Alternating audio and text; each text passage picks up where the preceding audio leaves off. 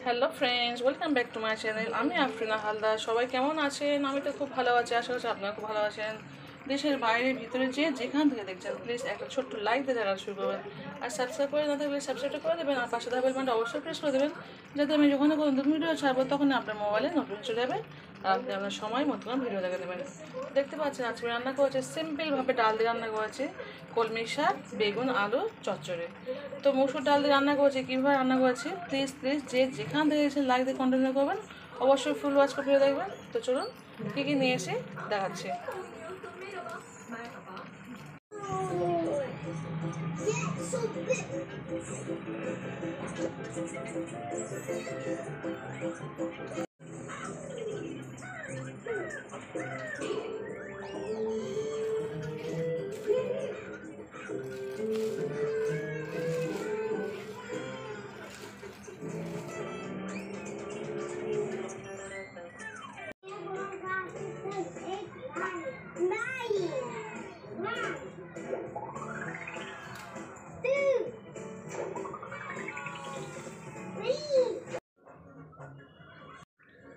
তো দেখতে পাচ্ছেন কলমি শাকটাকে ভালো করে আমি ধুয়ে নিয়েছি।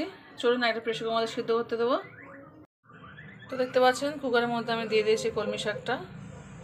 এবার দিয়ে দেব বেগুনটাকে, দিয়ে দিয়েছি বেগুন। এবার দিয়ে দেবো আলুর টুকরোগুলোকে, দিয়ে দেবো 1 বাটি পরিমাণ জল। খুব বেশি জল দেবো না, 1 বাটি পরিমাণ জল দেবো। দিয়ে দেবো 1 চামচ লবণ, দিয়ে দিলাম 1 চামচ লবণ। চলুন এবার ঢাকনা দিয়ে প্রেসার কুকারে জ্বালিয়ে দিই। তো দেখতে পাচ্ছেন প্রেসার কুকারে ঢাকনা দিয়ে দিয়েছি, ফিরে আসছে পুরো 10 মিনিট পরে। দেখতে পাচ্ছেন বন্ধুরা, একটা কড়া নিয়ে নিয়েছি ডালটা নিয়ে নিলাম। তো দেখতে পাচ্ছেন এদিকে সবজিগুলো আমার সিদ্ধ হচ্ছে, এদিকে আমি ডালটাকে ধুয়ে নিয়েছি। তো চলুন ডালের মধ্যে কী কী দিচ্ছি দেখে নিন। কাঁচা লঙ্কা পেঁয়াজটা দিয়ে দিচ্ছি, একটা বড় সাইজের পেঁয়াজ নিয়েছি আর কিছু কাঁচা লঙ্কা নিয়েছি। দিয়ে দিচ্ছি 1 চামচ লবণ, 1 চামচ হলুদ গুঁড়ো। আপনারা চাইলে গুঁড়ো লঙ্কা ইউজ করতে পারেন, কিন্তু আমি তো গুঁড়ো লঙ্কা ইউজ করবো না, যেহেতু আমার বাচ্চা আছে। আমি টুকটাক জিনিস বাচ্চাকে খাওয়াই, সেই কারণে। দিয়ে দিচ্ছি আদা রসুন দেখতে পাচ্ছেন হামানদিস্তে পেস্ট করে নিয়েছি আমি। দিয়ে দেবো অল্প পরিমাণ তেল, খুব কম তেল মহলে আমি এটা রান্না করবো। খুব একটা হেলদি অ্যান্ড টেস্টি জিনিস, বাচ্চা থেকে বয়স্ক সবাই খেতে পারবে। দিয়ে দিলাম তেল, আমি সাদা তেল দিয়েছি, আপনারা যদি সরষের তেল ইউজ করতে পারেন। দেখতে পাচ্ছেন খুব অল্প পরিমাণ তেল দিয়েছি। তো সবগুলোকে দেওয়ার পরে আমি কিন্তু গ্যাসটা জ্বালিয়ে দিয়েছি। তো আমি কিন্তু নাড়বো না, আমি জাস্ট চাপা দেবো। 5 মিনিট পরে ফিরে আসছি, একদম পাক্কা 5 মিনিট পরে ফিরে আসছি আমি। হ্যালো ফ্রেন্ডস, দেখতে পাচ্ছেন চলে এসেছি পুরো 7 মিনিট পরে। তো দেখুন পুরো ডালটা অনেকটা আমার আদৌ সিদ্ধ হয়ে গেছে। ডালটাকে একটু কষিয়ে নেবো আমি, যেহেতু মশলা দিয়ে আমি কিন্তু একদমই নাড়িনি, চাপা দিয়ে রেখেছিলাম, বলেছিলাম 5 মিনিট পরে আসবো। আমার আসতে একটু দেরি হয়ে গেলে চলে এসেছে 7 মিনিট পরে। তো চলুন এবার এই ডালটা আমি গ্যাসটাকে জোরেই দিয়ে কিন্তু একটু কষিয়ে নিচ্ছি। প্রত্যেকটা মশলার সঙ্গে ডালের মিশ্রণটা আমি তৈরি হয়ে যায় ভালোভাবে। চলুন এবার কষানো হয়ে গেছে। এবার এই যে সিদ্ধটা করেছি আমি সবজিটা, ওই সিদ্ধটা নিয়ে আমি এটা দিয়ে দেবো।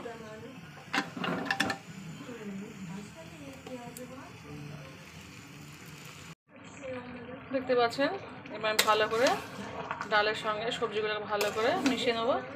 খেতে অসাধারণ লাগে, খুব অল্প তেল মশলা দিয়ে করা হয়। বাড়িতে আপনারা একবার হলেও ট্রাই করে দেখবেন, আর খুব উপকারী জিনিস। এতে আরও সবজি আপনারা দিতে পারেন, যা খুশি দেওয়া যায় আপনাদের বাড়িতে যা থাকবে। আমার বাড়িতে বেগুন ছিল, কলমি শাক ছিল, আমি এটা দিয়েই করেছি।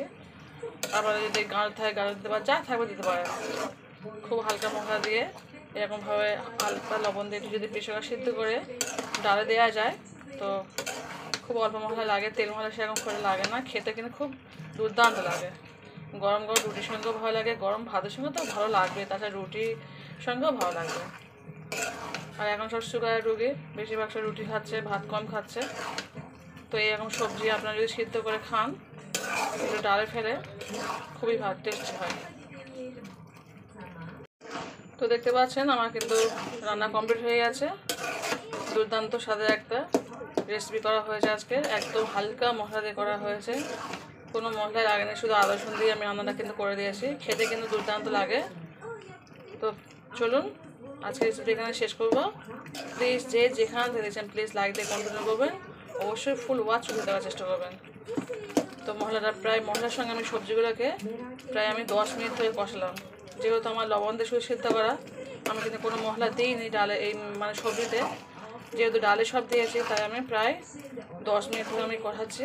খেতে কিন্তু আরও সুন্দর লাগবে, একটু মাখো মাখো মতো হবে, এরকমভাবে খেতে দেবেন, একটু মাখো মাখো মতো হবে, খেতে আরও বেশি ভালো লাগে।